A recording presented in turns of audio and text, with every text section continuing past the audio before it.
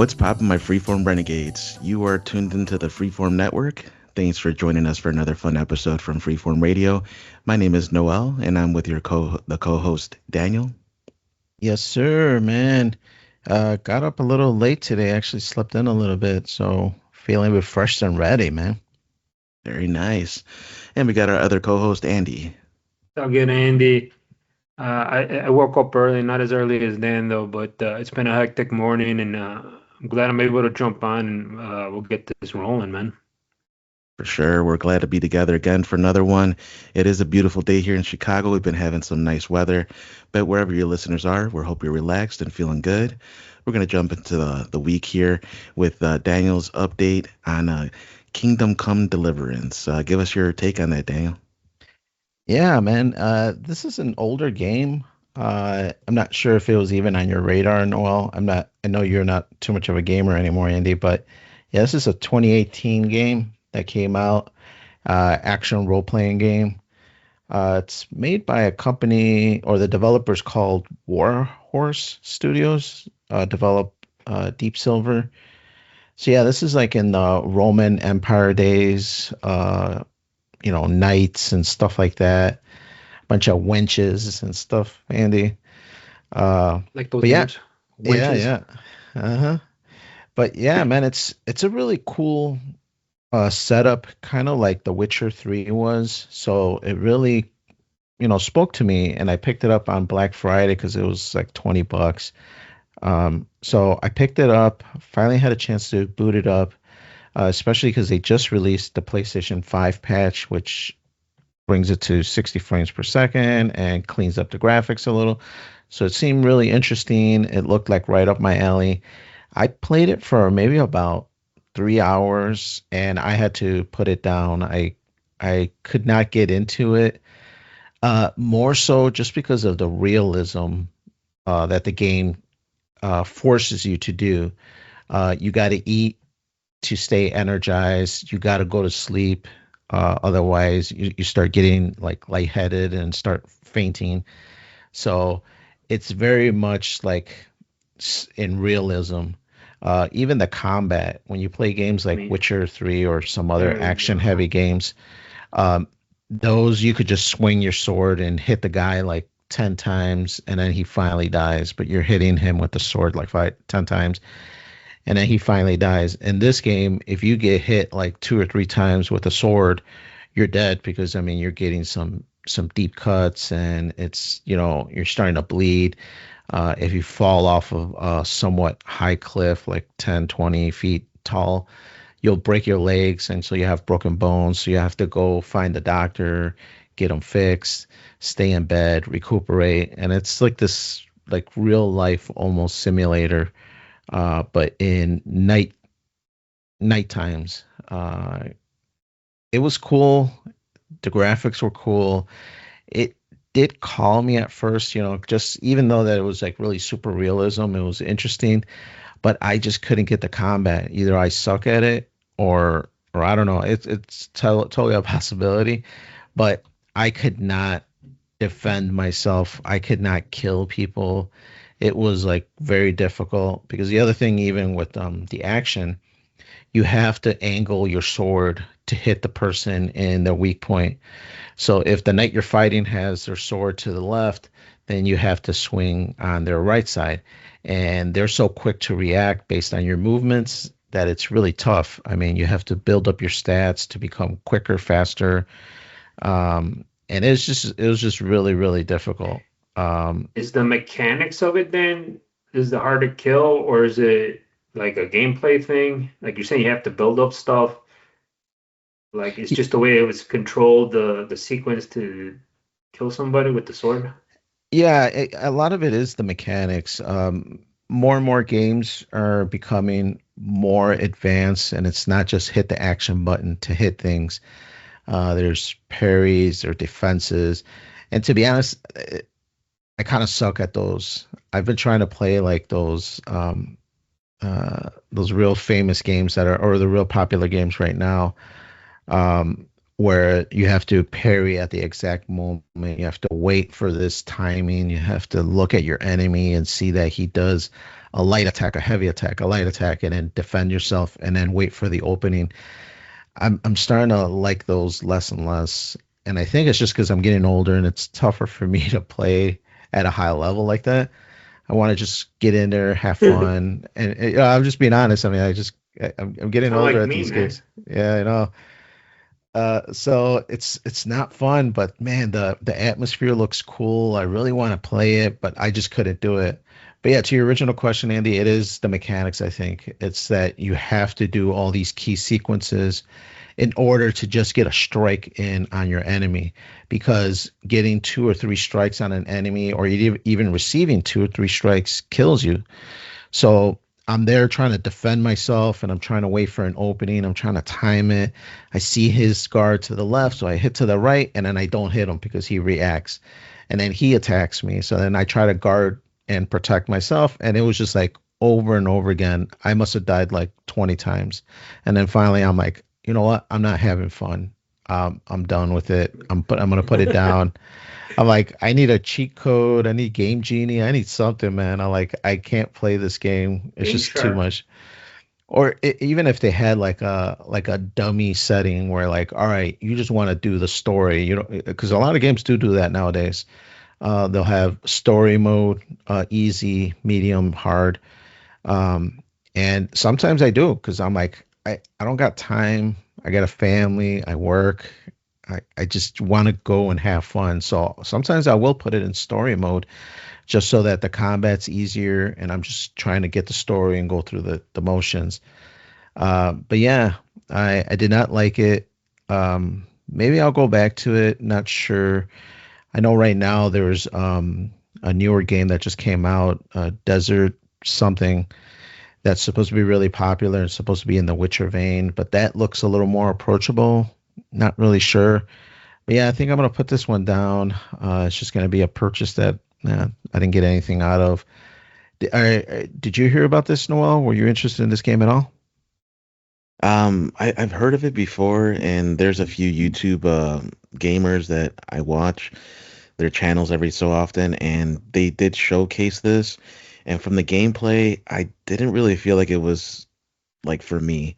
I think me and you are accustomed to certain like combat style things like God of War, Assassin's Creed, Devil May Right. Cry. Like it's an action, kind of Hmm. thing, and it's just easier to play, and it's fun with the story. But yeah, when I saw Kingdom Come, I'm like, I don't think it's gonna be that straightforward with the combat, so it's not for me either, man. I don't think I'll pick this one up at all.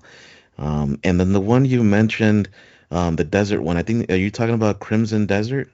Yes, yes. Man, that looks pretty cool. I saw some reviews because it just came out last week, and that looks very interesting. So maybe this Black Friday that'll be on sale and maybe pick that one up. But I don't know. I don't know if it's how its combat goes because I'm really not liking those super challenging combat games. I think it might be one of those, Uh, but I'm not entirely sure. Actually, who we should ask is Afrin. I think I saw him playing that recently. I'm not sure if you picked it up or got a demo or something, but um, also, I think just in general, that game is one of those games you're gonna put a lot of hours into, but there's not supposedly like a big story to it. It's just kind of exploration and maybe some smaller stories here and there, but nothing like grand overarching thing. yeah, I think so. From the little bit that I read into it, Crimson Desert, the story is not the greatest, but it's all the other action components around it. Supposedly there's like it's a based on knights and witches and wizards and stuff like that. And there's wrestling mechanics in it, Andy. You might be surprised to hear, but you could do tombstone pile drivers on guys. You could do suplexes. You could do RKO's on enemies. And this is like medieval times, and you're just running up to a guy and just doing an RKO out of nowhere. Um, Who made this? Take THQ or I 2K? know, probably the old guys, the Ukes or whoever used to do the WWE games. But yeah, that seemed really interesting and really cool. The graphics look really crisp and nice. Obviously, if you're playing on a high-end PC or maybe like on Noel's PS5 Pro. Uh, but yeah, maybe I'll play that game. But for Kingdom Come Deliverance, I just don't think it was my cup of tea. So ended up putting that aside and ended up playing this next game that I want to talk about, Hi-Fi Rush. Now, this is another older game, came out in 2023. Um, it was originally just for Xbox. It was one of those like Xbox exclusives because it was made by Bethesda Studio. So stuck over there for a while. Then now that Microsoft has kind of let the walls down a little bit and migrated some of their games over to PlayStation, this is one that I saw and I'm like, oh, this looks pretty cool. It's like a rhythm action game type of thing. The entire world is always in a rhythm and a beat. So you see things gyrate based on the beat of the song. You see things light up based on this is the bass, this is the treble, this is this. And so the world is like constantly at a beat. And even the motion of the character is also on a beat. His footsteps, his movements, it's at the beat of the song that's playing in the background. And every level is a new song. So as you're playing the levels, I think there's 12 of them. There's like a different song playing, more actiony punk music. But as the songs are playing, these beats are hitting, and you get more points and action hits if you hit on the beat. So it's not just hit the action button as much as you can, it's hit the action button as the beats are hitting. So when I first started playing the game, I actually had to tap my foot as the beat is hitting so that I can correlate my foot stomp to the button press because I had to train my brain to not just mash on the action button. And so as I'm playing, I'm just like, I'm just hitting the beat, boom, boom, boom, boom, and then that's my action hit. Boom, hit it, swing the guitar, hit, and it was really cool, man. It got you into a really cool beat, got into the songs a lot, got into the rhythm. The game, after every level, gives you a grade telling you how much you were on the beat or how much you weren't. So this was definitely a lot more up my alley. This is something that was very much action and platforming, but definitely a lot more forgiving. Now, there were some challenging parts where there was different button combinations that you had to press at the beat, and those were pretty hard. So I had to lower down the hardness on the forgiveness on if you missed a beat. But yeah, man, this was pretty cool. Ended up beating it yesterday. While Alana was watching me play it, she's just like, "Yeah, this doesn't look like you would like it, because it looks really cartoony, cel shaded." But it was the action and the music that was really cool and really kept me interested through the whole game. Is this something you were interested in, Noel, or did you even know about this game? I did know about it, not as much as, what you just described, but I knew it was made by Shinji Mikami's studio, Mm, Tango Gameworks. right. Shinji Mikami, who made Resident Evil, Evil Within, stuff like that. And yeah, I heard he wanted to get away from horror and move into like a different direction for a wider audience. And yeah, so it looks like this game is pretty good. I was a little questionable on it. I was like hesitant to get it. I might end up getting it down the line now that you kind of give it a good review. But yeah, it seems like a different kind of game than what they would typically make.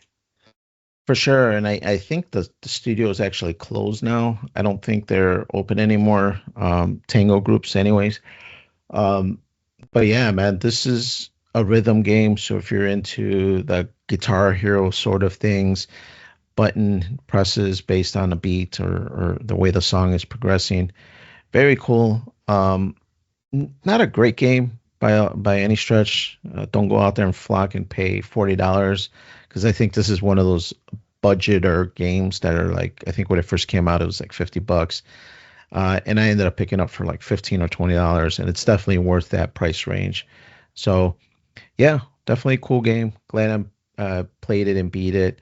Um, now I'm currently playing a classic game, so we'll see if that keeps my attraction and keep moving forward on that. But yeah, let's jump over to the last thing that I want to talk about. Andy, you're a homeowner. I was thinking about solar panels. I've been on and off about solar panels as soon as I became a homeowner, and it's been something that I was a little interested in. And more as the price of electricity keeps going up, I'm like, man, is this something I should invest in for the future? Something where in 20 years I'll get good dividends back from, and it'll be worth the effort and the money. So I've had people come in and give me quotes before. I just recently got in a guy a couple weeks ago came. We spoke about it. Was interested, but like everything I told him, it made me think about it some more. And I'm a huge thinker with big purchases. I don't just go out there and buy things. I usually try to research it. Is this anything you were interested in, Andy, for your house? I know you have a couple homes. No, I'm not, man. I know they were really making a push a couple of years ago. But the more and more I read about it, especially now, um, I don't know if they claimed it that adds value to the house, but I'm reading that people who have them, and then when they try to sell the house, it's a big thing that people looking for homes they don't want. Really? Okay. And and then the other thing people like, it's like I don't want to say an eyesore, but they just don't like that. And then there's issues, some other issues, but and then a lot of people, I saw some videos, people said the benefit that they're saving is not that great. And they're just kind of like not stuck with it, but they do have regrets about buying or getting the solar panels on there. To me, if it was really how I look at it, if it had a lot of great benefits, more people would be doing it. But I mean, you see them. The other day I was driving somewhere, I think it was yesterday. I think I saw two houses with solar panels, and I'm like, I thought about you because we had this discussion, and I'm just like, yeah, that kind of sums it up. Like was driving to my mom's, and I saw two houses, and they went to my like, if they were popular, you would see them more in homes, and uh, I don't know how much it does. Like I said, I haven't really researched it that much, but yeah, I get calls all the time. People asking me about solar panels, and I'm just like, I don't know. No. I just tell them I don't own a home. Like, what? Do you own this house? Like, nah, man, I lost it. I rent to an apartment, and they just hang up on me. Yeah, I agree with you on all those things. I do worry about, is it going to ruin my roof? I worry about the resale value, like you said. If I ever decide to sell this house in the future, is it going to be difficult? Is the next homeowner? I mean, you've purchased a few homes. If you see solar panels, is that like a no-go? You're just like, I don't even want to see this house? To me, it's a niche product. I'm not saying they don't work. I think they do work. I just don't know the setup that you have to have in your house. I don't know if you need like an inverter, batteries, and all this. Hmm. You do need that, yeah. Yeah. So it's more electrical stuff, and then yeah, it's. I know that might make people feel weird because you need like a back. When I did look at like off-grid stuff, and I saw people putting solar panels in the wind turbine, like mini ones, and I saw this row of batteries. I saw inverters, and I'm just an inverter in this bank of batteries, all the wiring, the thick gauge cables. I'm like, that's a lot to me. That looked like a lot of maintenance you got to keep on, and then batteries. I'm guessing those batteries ain't cheap. If they crap out on you, I don't know the lifespan on those type of Right. batteries. To me, it's just like there's a lot of maintenance and work, but and then like also how much power you're actually gonna get from that. How much can you run on that? The more are how TVs and refrigerators and freezers and washers and dryers, air fryers, microwaves, they take up a lot of juice. I mean that. So if you wanted something equivalent, you need a lot of batteries. No, for sure. All the stuff you're bringing up are things that I worry about as well. Um, do you know anybody personally that owns solar panels on their house? Nobody in your circle Uh, anywhere? No? you would How, be the first one if you get them then. how about you, Noel? Do you know anybody or have any thoughts on solar panels? I even looked into it a little bit myself, just a little bit, just to kind of see what's out there. Especially we would get like offers all the time, like they would set it up for free, and there was like a program in Illinois and all that. Right. But then I think what they were trying to do is switch us from our typical electricity to just that.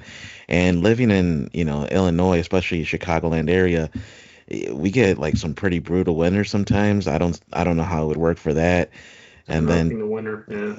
yeah, the storms that we'll get, and then you have to have the right like roof and layout for the sun to hit it the right way, and it's just not everybody's going to be the ideal candidate for that. So there's just too many barriers to entry, I think. Maybe at some point down the line, the technology will get better, but for right now, I think I'm going to wait. Yeah, I think you guys are in the same mindset as me. I think as technology progresses, maybe these batteries will become more efficient and last longer and won't go dead on me in a few years. The battery technology, that's been the big issue, and it's been going on Right, for. I remember hearing about this like 15 years ago. The batteries are going to get better, and they've gotten better, but it's still the same issue. They have short lifespans, and right, they're as they get better, they get more expensive. So, for and then the sure. other thing, the winter. So, how do they handle in the winter? Right. I think those are the big nut to crack is the battery efficiency. And once they crack that, I think the popularity will take off because I think there are a lot of benefits to it. But yeah, unfortunately, I think we'll probably have to hold off another year or two and see if the tech gets any better. But guys, let's jump over to Noel here. It looks like you watched Creeper. Is this an older movie? This sounds like an older 1990s movie. I'm not really sure. No, so this one's it's Keeper. It came out in Oh, sorry. 2025. Yeah, no, it's all good, man. This one actually, it's a quick review here because it's I didn't like it that much, honestly. I went in with some higher expectations, and I think that going back to like another episode we were talking about expectations. I think whenever we go into something with high expectations, it's hard to live up to that, and this one did not live up to it at all. I give it a 5 out of 10, and Wow. it it was promising because it had some actors that I thought, would be able to pull it off. One of the actors, Tatiana Maslany, she was the She-Hulk, and she did pretty well for her part in it, but the story itself was kind of lacking. So really quick, its summary here, it says a romantic anniversary trip to a secluded cabin turns sinister when a dark presence reveals itself, forcing the couple to confront the property's haunting past. So the plot twist is kind of predictable. You're probably like maybe 30 minutes in and you're already kind of getting like some red flags, and you're just, you already kind of know like, all right, I think this is this kind of thing. It's you know, man is bad and woman's gonna have to fight him. Oh, And dang. so, yeah, and they do put in some like supernatural element to it. It is considered folk horror, body horror, monster horror. So there are and psychological horror. So there is moments where it all blends together, but the very end of it, and this is only like an hour and a half movie, the very end of it just left me just like not even really caring. Like it didn't have any kind of impact. It's just like an isolated story you watch for an hour and a half and then you move on with your life. There's no like, let me think about this deeper. What does this mean? What does that mean? It's just there are questions, right? There's questions that are unanswered, but I don't even care to find out the answer. Like I just, it's all right. I'm just gonna move on. But I just wanted to kind of throw it out there, let you guys know about this. Maybe save somebody from, spending money on it. I'm not gonna pick this up physically. I did watch it online, and it was, not the worst movie I've seen. I don't want to like bash it terribly. The cinematography is great. The acting was pretty decent.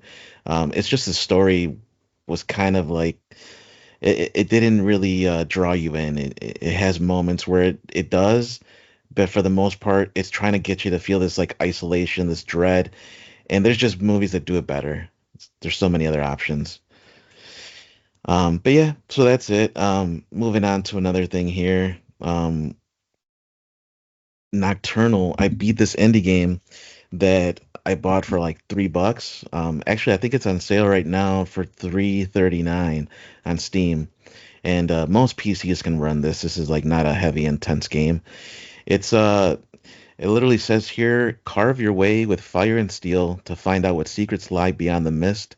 In this intense 2 hour long action platformer game, get ready to wield the flames and burn everything. And it's pretty straightforward. Like it's not a crazy story. There is like a minor story to it, and it's concludes within 2 hours. So it's kind of like it's like a movie length, right? And it's an indie game, side scroll, so it's like reminiscent of like Super Nintendo days, but the graphics are upgraded to modern style, and it's got some cool like arts style to it. I could see some people thinking it's more like a mobile game because it does have like these pretty basic controls, but you do get your combat evolve throughout the game. So there'll be like some skills that you can get. You can start throwing daggers, you use a katana, and essentially you're going through this like village, and you're trying to like find your sibling and trying to just save the village because it's being overrun by this like dark mist, this like dark entity that lives within this mist. So at all times you have to be within the light, and so you are constantly recharging your sword. Your sword can get like this like flame effect, and you recharge it by hitting these lanterns that like are like, on fire. So like these like flame torches. You hit the torch, your sword goes on fire, and you walk through this darkness. And there's other torches that are not lit that you light up with your sword, and you constantly just it's like a platformer. So think like similar to maybe Mario or like Metroid, stuff like that, Castlevania-esque. And that's one of the reasons why I got it. I thought it was like just one of those cool side-scrolling action games. Very linear. It's not like you're doing a lot of exploration, although there are areas you can go into to explore a little bit. Most of it is just kind of like linear progression through the story. It And looks pretty cool. I just googled it.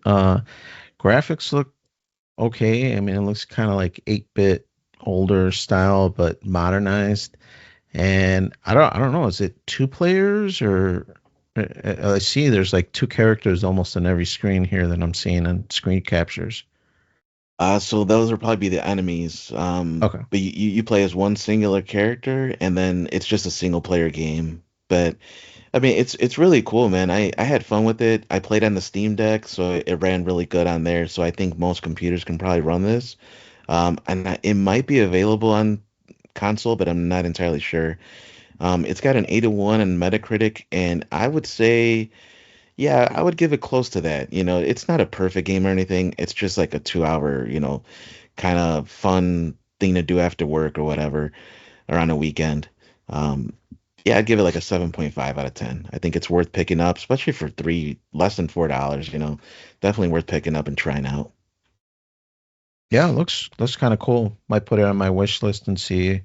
Right now, it looks like it's $20 on PlayStation. So maybe once the price drops, this might be something to check out. Yeah, for sure. And then another game that I finally beat Resident Evil 9 Requiem. Yes. So yeah, man, I've been looking forward to this for quite some time, especially now that I have this new computer. So the last game, Village, actually the last like three games that have come out, no, last four, sorry. Um, I kind of waited to play them because my PC wasn't up to par. I had gotten the Resident Evil 2, 3 remake, 4 remake, Resident Evil 7, Resident Evil 8, and I had waited a long time to play these because I would play them in 1440p on my old computer, and I was like, man, for number 8, I really want to play it like high end 4K and everything. So when I got this new computer, that was like one of the first games I played. And after I beat 8, I was like itching for the next one. And so when I heard 9 was coming out, I was super excited, dude.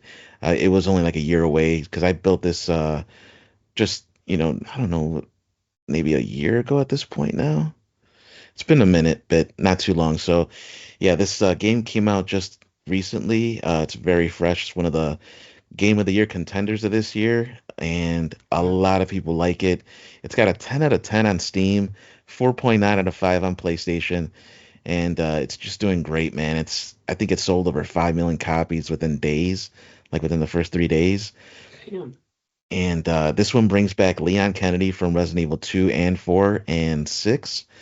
And it has a new character called Grace Ashcroft. She plays the daughter of a character from Resident Evil Outbreak, I believe. Now, I didn't really beat Outbreak, but I know of it and I played it before, but I never beat it. So I don't know the full lore and story behind Alyssa Ashcroft, who plays Grace's mother. But from the story that you get in Resident Evil 9, it does go a little bit into who she is and her role within the story. So you get enough of it. If you played the game or not, you'll still understand what's going on. And for anyone that's played Resident Evil and knows the story, this is a continuation after, well after Resident Evil 2, well after Resident Evil 4, and well after Resident Evil 6. But it's in the same universe as all that, so it's still continuing its story of that. And so Leon is returning to, eventually returning to Raccoon City. And so it's really cool if you've beaten Resident Evil 2 and 3, being able to return to the RPD, the police station in Raccoon City. Very nostalgic, very cool. You get to fight some enemies that are very nostalgic as well. And the story itself, I would say it's very good. There's some elements that could have been done a little better, maybe a little bit deeper, like expand a little more on it. There's some questions that people have that are not necessarily answered, but possibly in Resident Evil 10 or maybe in the DLC they'll answer those. There's a new character similar to Wesker, but for anyone that's plays Resident Evil, Wesker dies in one of the previous games. And it's a pretty final death. Like he kind of like just disintegrates into lava, So, What? yeah. So there's really no coming back that I see, but there are clones in the Resident Evil, saga. So I'm not going to spoil anything. I think it's worth playing for sure. Anyone that loves Resident Evil is going to love this game. You have the option of first person or third person. They recommend first person for Grace to get you more immersed and just you get more fear out of it. So you feel more locked in and you get every noise and every thing that you see, you just feel it more. And in the action elements for Leon, it recommends to play in third person, and you definitely get more of that action feel with his stuff. There's a good balance between the two. I would say you play more as Leon than you do as Grace, but the moments where you play as Grace are very fun. So going into this, I was actually very hesitant. I was a little bit nervous as to how it would be, and I was like, I wanted it to be good, but I was nervous that Grace would like being a new character and just the way that they were going. And I was like, are they gonna just replace Leon with her? And like, what's gonna happen with Leon and all that? What happened to Claire? So anyway, Grace is definitely worthy of being part of the franchise. I'm excited to see what happens in the future with this, and I'm trying to avoid spoilers here because, um, well, I will say is this: there are two options to how the story will proceed. So there's gonna be two endings. You get to make a choice at the very end of it. You get to make a choice, and either you choose one option and the game continues this option, or you choose the other one, and you'll see. Um, but at the end of it, I really enjoyed it. I think I'll probably play again. Maybe a harder difficulty. I did unlock some stuff, and there's a DLC coming out, so I'm excited for that. But yeah, I'll put it over to you guys. What do you guys think about Resident Evil? Man, I'm super excited for this game. When I saw it previewed, and then when they showed the old school Raccoon police department, it all seemed really cool. Really excited about it. Like you mentioned, I heard the ladies' portion of the fighting is more old school, horror centric, slow, maniacal kind of pacing, and then the Leon is more action, gunplay, stuff like that. So it seemed like they were splitting it up into two different ones. So it sounds really, really exciting. I heard it's more on the shorter end, more like a you can beat it in a few hours kind of game if you really like run through it. So that sounds kind of cool. Like if you want to do multiple playthroughs, especially if there's branching paths where your decisions make a certain outcome. So sounds very interesting. I hear everybody really enjoyed it. It sounds like you enjoyed it, so it just makes me more hyped. Maybe this Black Friday when those sales hit, might have to pick this one up. For sure, bro. Or we'll see, man. Maybe if you're good this year for your birthday, we'll see what happens. Nice. But yeah, it is a shorter game, but also in line with the other ones. So like Resident Evil 2, Resident Evil 3, those are, relatively short games, maybe like 12 hours or so.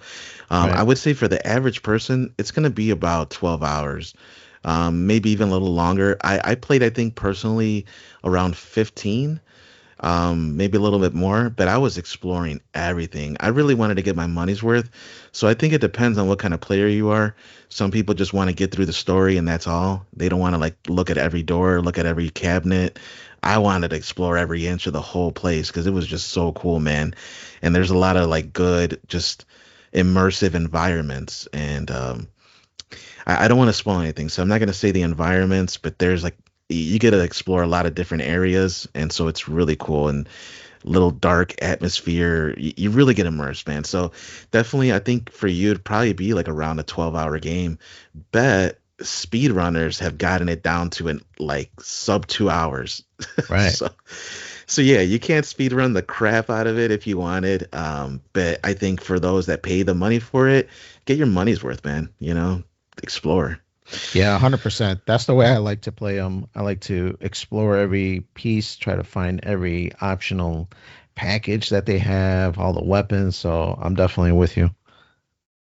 Yeah, yeah. I think if you do explore, you get rewarded. You get your ammo, your heals.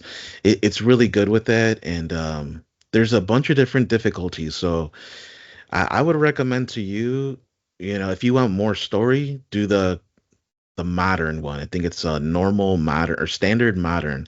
But if you want a little bit of a challenge, do the standard classic, and that's more like the original RE123 difficulties. So.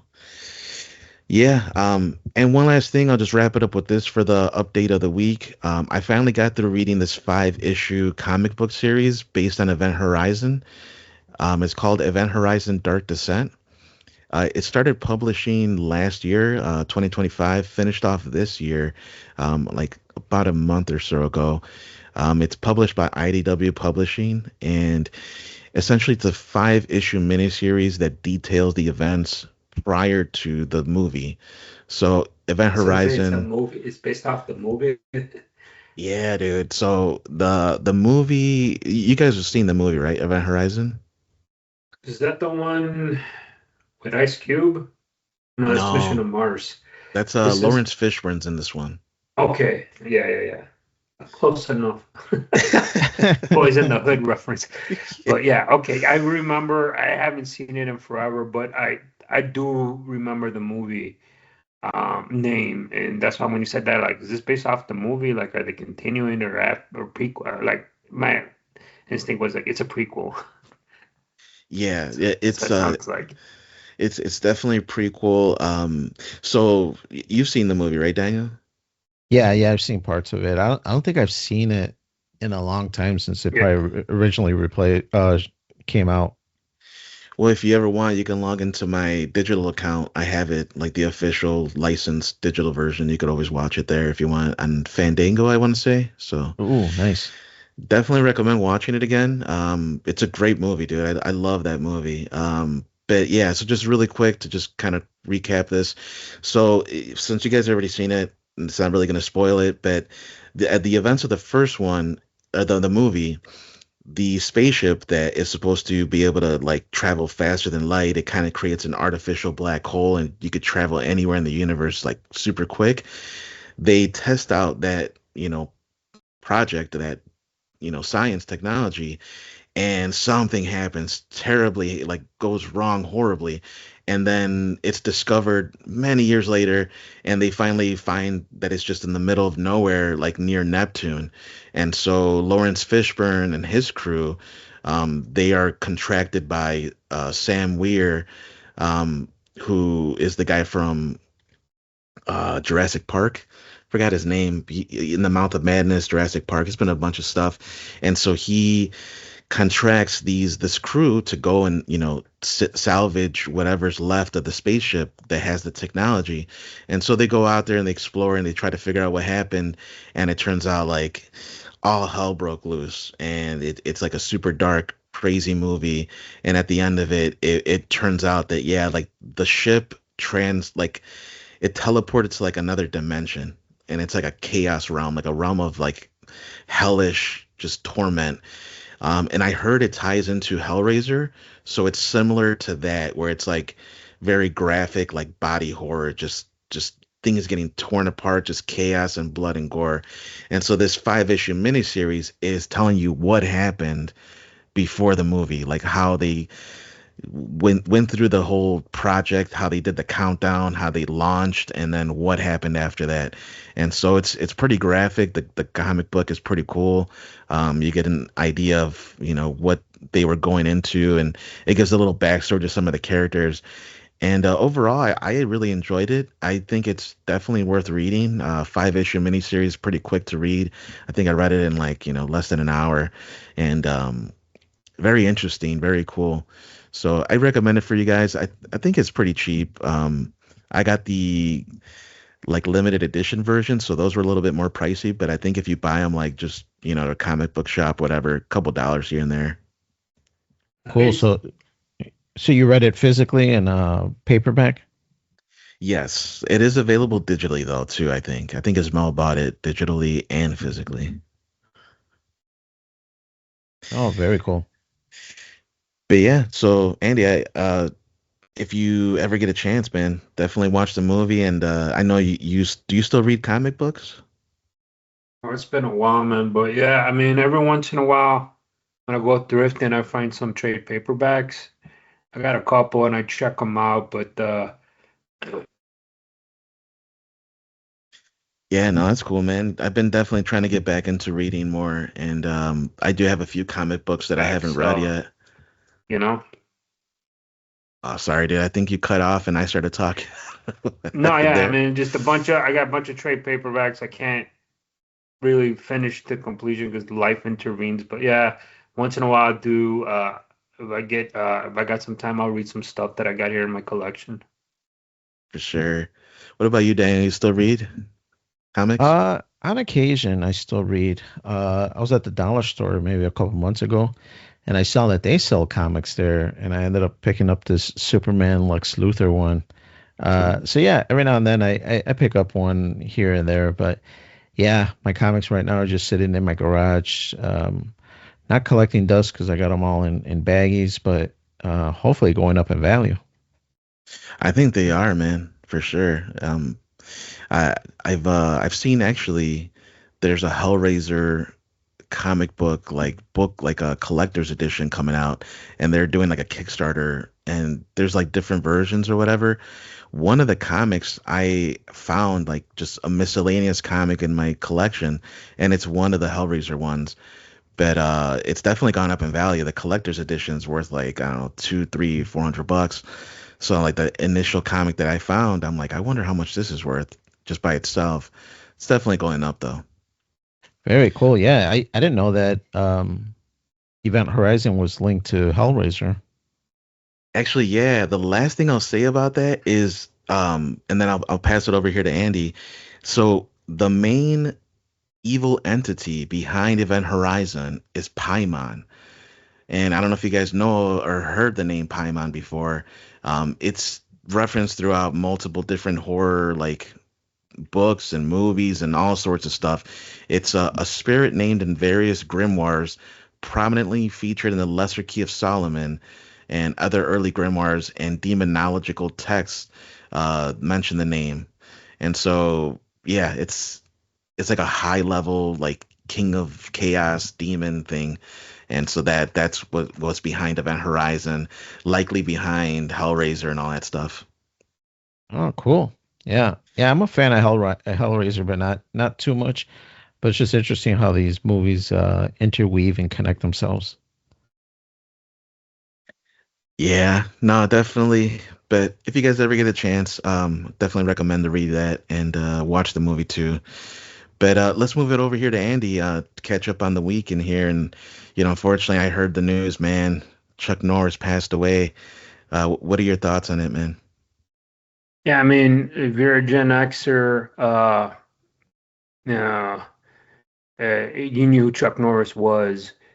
He was a legend, a patriot, great American, martial artist, movie star, TV star. He had a cartoon. He did everything, man. And you know, it's I sometimes you forget, all the memes about him. Like you forget, like he was up there in age. He was in his late 80s. He passed away this week, when we're recording this. And I was introduced to Chuck Norris by my dad because he was renting his videos. We go to the local rental store. We rent. I think the first movie I distinctly remember him renting. Where I think where I noticed the most was Code of Silence, and my dad would make this joke. Chuck Norris be kicking ass, and the movie was filmed in Chicago, and my dad would be like, "Oh, I know where that's at." He would say this like, "Oh, I know where that's at." In the movie, while Chuck Norris is kicking ass, and I always wondered like, "I wonder if Dad really knows where that's at." So, and then the other movie I distinctly remember him renting over and over was Missing in Action and Missing in Action 2. And I got those on Blu-ray now. I bought them on Blu-ray last summer, and I remember watching. It was a triple movie set. It was Missing in Action into in Delta Force on great 1080p, great movies made by Canon Films. Um, Canon Films, if you're from the 80s, you're Gen Xer, those movies were it got straight to action and killing and stuff like that. But Chuck Norris was on that, and then I think a lot of millennials, maybe older millennials, know him from a Walker Texas Ranger. Hmm. My dad would watch that show and come home and be drinking. That show was on, and he would watch it because it was on before Raw and USA on reruns, like 5 days a week, if I remember. And he'd just be Yeah. watching and then just roll into wrestling. And then the best part about that show, there was a lot of wrestlers that were in episodes. Hulk Hmm. Hogan, Macho Man, Sting, the list just goes on and on, just what I can think of. I remember my dad telling me, "Oh, Hogan's in the show," and I'm like, he's like with Chuck Norris kicking ass. I'm like, what? And then we would watch that, and then later he had like fitness machines and all this stuff. I mean, he was a veteran. I mean, this guy did everything. And I think today, then the memes took over with the internet era, and everywhere you read about, everybody talks about the memes. So, yeah, just as you get older, and you hear about people passing away that you watched as a kid, it sucks. Um, Do you guys have any thoughts or any things with? I'm imagining your dad probably loved, Chuck Norris too, and rented his movies with you guys. I mean, you remember watching movies with them or just watching them by yourself? Yeah, Yeah. to me, I think a lot of those 80s stars are real nostalgia for me because, like you said, Andy, my dad being an immigrant, not knowing much English, you could understand an action movie. You could Hmm. understand Charles Bronson kicking ass, Chuck Norris the same here. So, yeah, it was always a character that I saw in the movies that my parents would gravitate to, not knowing English too well, that you would understand what's going on.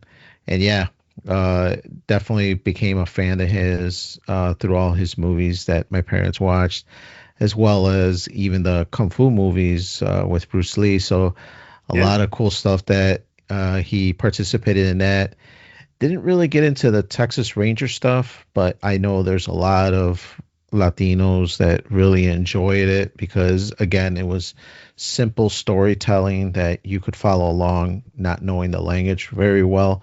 But I heard those are some of the, some good TV show watching. I should probably watch them just to get some kind of perspective on it. But yeah, Chuck Norris was definitely uh, a good American role model for a lot of people.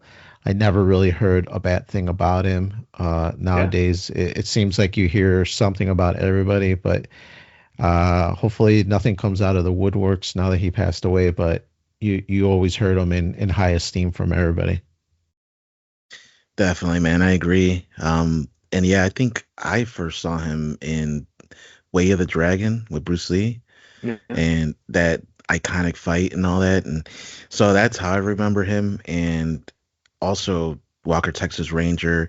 A couple of the movies that you mentioned, I think Delta Force was the one that I remember watching as a kid. Delta Force is awesome. I He has a just remember. motorcycle that shoots missiles from behind and forward, guns, and he's like killing like terrorists. It's like I rewatched it last summer. I'm just like I forgot how good this movie is. And then there's a lot of great actors in it. Lee Marvin, the Kennedy guy from Naked Gun, and Cool Hand Luke.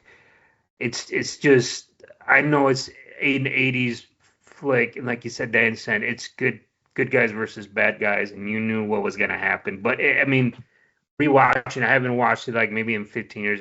It was actually for action popcorn film. It's a good, really great movie.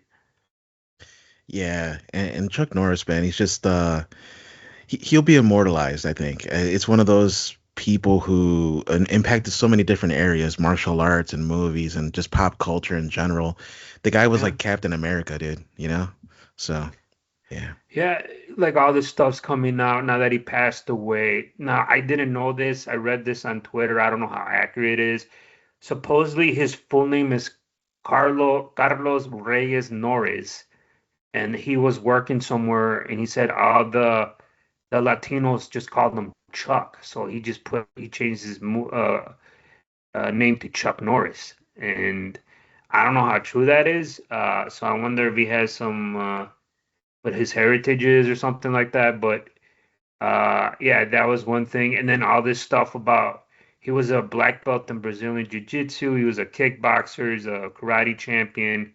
And a lot of people came out said that he ain't not that Hollywood thing. This guy's a real deal when it comes to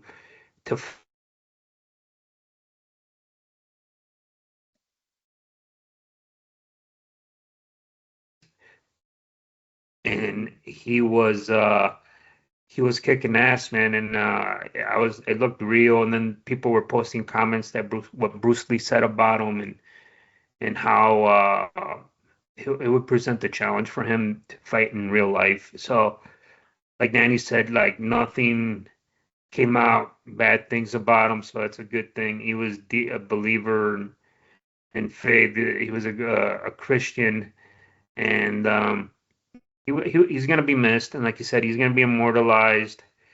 Uh, and yeah, just another day this year for celebrities and movie stars, and it's been rough for 2026. It's been rough, and we're only barely in the first quarter of the year. So we'll see. But yeah, Chuck Norris, man, like I said, Missing in Action, Delta Force, Invasion USA, Sidekicks. A lot of people came out loving Sidekicks, dude. I forgot. Did that movie with that kid and Joe Piscopo. And then, he did. I think the last movie I saw him was Expendables, and I remember watching him. I'm like, holy shit, it's Chuck Norris. And people. I think he was in there for like a couple 5 minutes at most, and then yeah, I mean, he's a great American movie star, and he's gonna be missed. And let's see down the road, not the people trying to cancel him after his death. All right. The only other thing I want to bring up is Trump had a press conference with the Japan Prime Minister. I don't know if you guys got a chance to see that. I just couldn't believe what he said, and I'm just like, part of me is like, you get a break from me today, Trump, because these gas prices are fucking out of control. But a Japanese reporter was asking him how come he didn't inform his allies about the bombings in Iran, and I think Trump's response was just he had to be like just classic, right? Like, we want to keep it a surprise because, we want to succeed, we want to win this, and who better knows more about surprises than Japan on, with Pearl Harbor. And you could see the face of the Japanese prime minister that was sitting next to him, just like, holy shit, like I can't believe he just said that. And then what best part is some of the reporters just chuckled, and people were just like, and like always on social media, just I can't believe he said it. Some people think it's a good response, and then I think it was just unreal. To me it was funny. I don't know. But I was wondering, like, if what would happen if it was on the other shoe?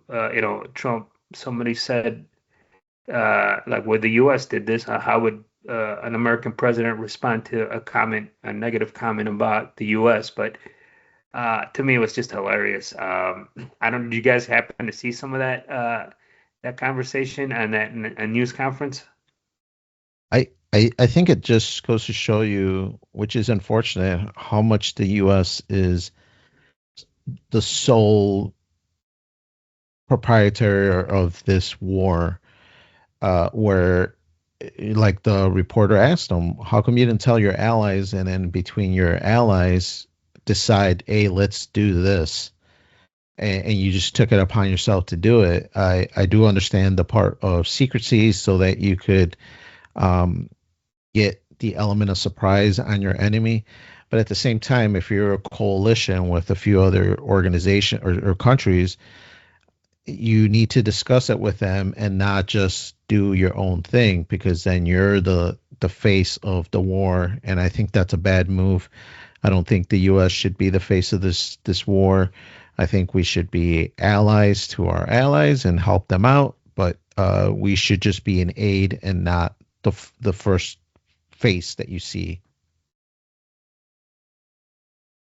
Yeah, I mean, valid points. I think if you're talking about NATO, there's been a lot of issues with that recently. And I think when Trump's first term, there was issues with that about payment, and then with when Biden was in there with Ukraine, how the U.S. just gave him a ton of money and weapons, and a lot of the European people were just like just giving money, the countries, stuff like that, and they really wanted to do more. And I think the U.S. even Biden was kind of hesitant to do some of that, and now that Trump's in there, they're they're all just like they're giving it kind of back to the U.S. To me, I think with NATO, if someone like Trump-esque, maybe the guy after him is somebody. I think NATO, as we see it, it is gonna.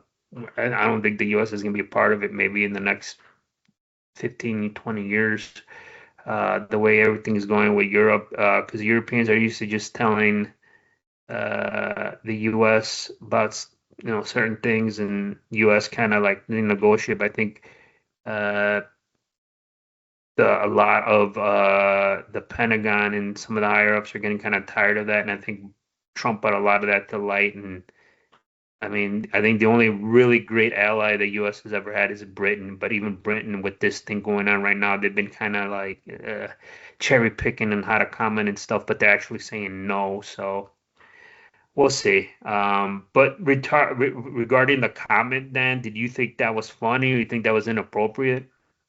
About I who knows better about secrets than Japan and Pearl Harbor?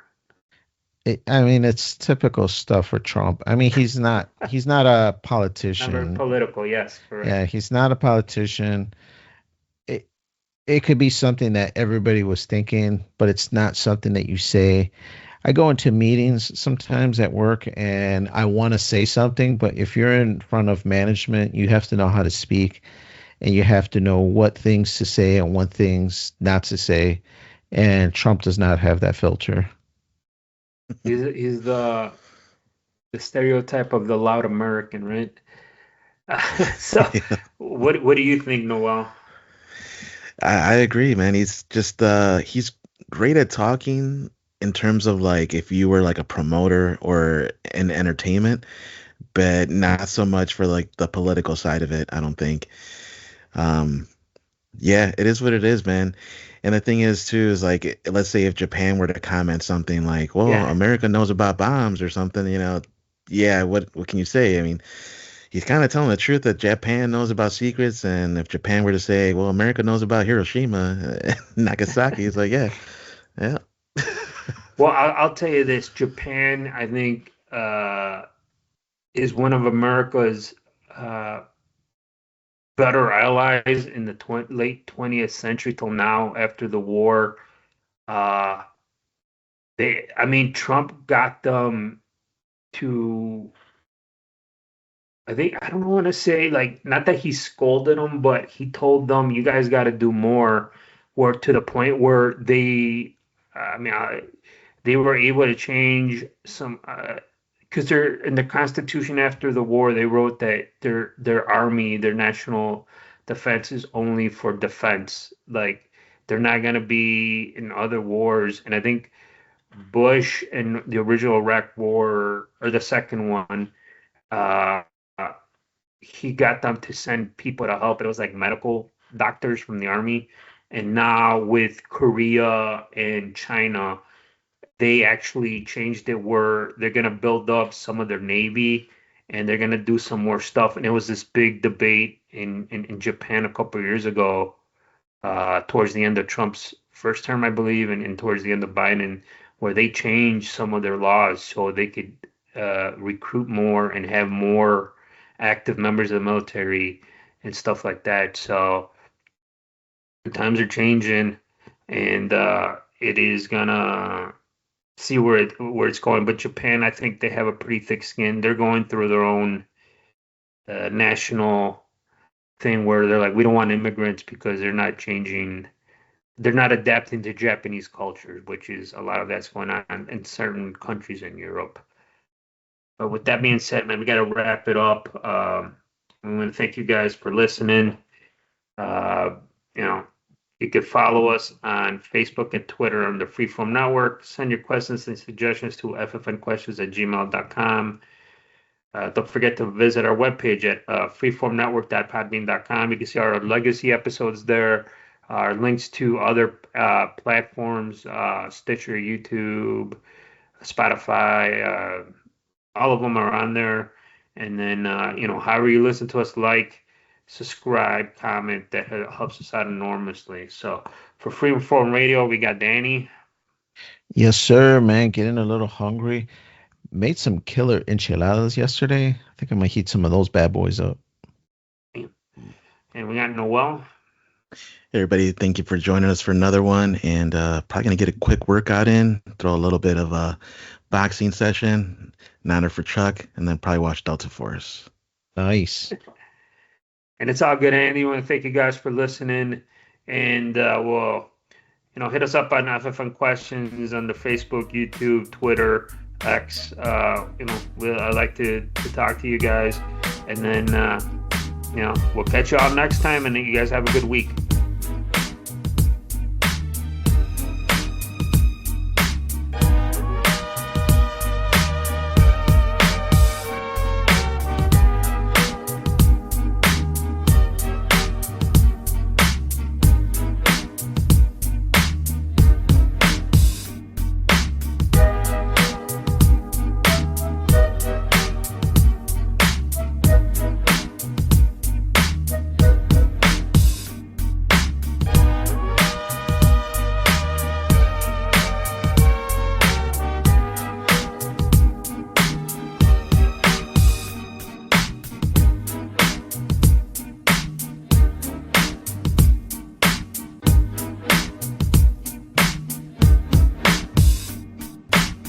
That was cool, Dad.